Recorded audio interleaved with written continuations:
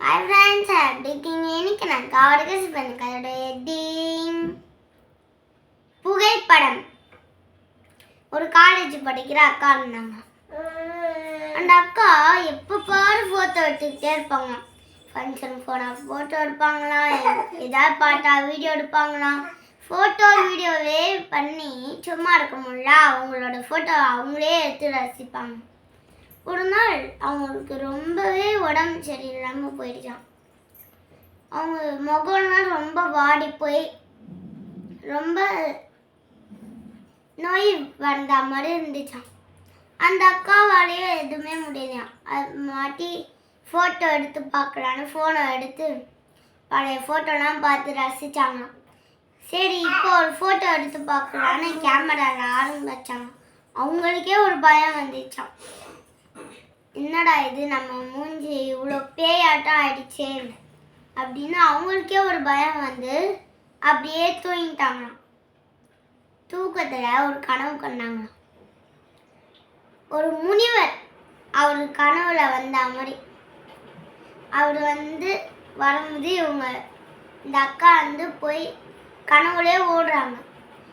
ஓடி போய் முனிவரையா என் முகத்தை கொஞ்சம் சரி பண்ணுங்க காட்டுல அப்படின்னு சொன்னாங்க.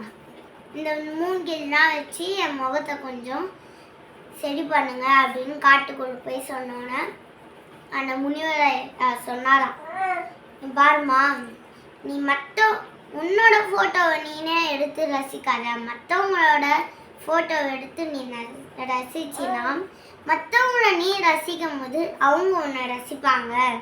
அப்போதான் உனக்கு தானாகவே உன் முகம் அழகாக வரும் அப்படின்னு சொன்னோன்னே ஆனால் முனிவரம் போயிட்டாங்க.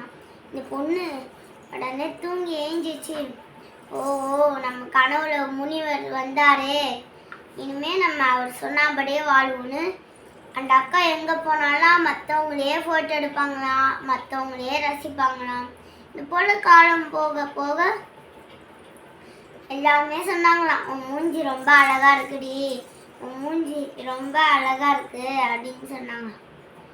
அப்புறமாட்டி அந்த அக்காவோட ஃபோனில் அவங்க ஃபோட்டோவே வச்சுக்க மாட்டாங்களாம். வீட்டில் அப்பா அம்மா ஃபோட்டோ, தாத்தா பாட்டி ஃபோட்டோ, தங்கச்சி ஃபோட்டோ அதெல்லாம் தான் வச்சுருப்பாங்க.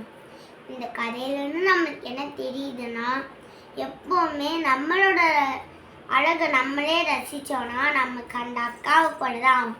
எப்போவுமே நம்ம அடுத்தவங்க ரசிக்கணும், அவங்க தான் நம்மளை ரசிப்பாங்க. அப்போ தான் இந்த உலகம் நல்லா இருக்கும். இந்த கதை உங்களுக்கு பிடிச்சிருந்தா லைக் பண்ணுங்கள், ஷேர் பண்ணுங்கள், கமெண்ட்ஸ் பண்ணுங்கள், மறக்காம பக்கத்து எப்படியோ தொட்டுங்க. பாய் பாய்.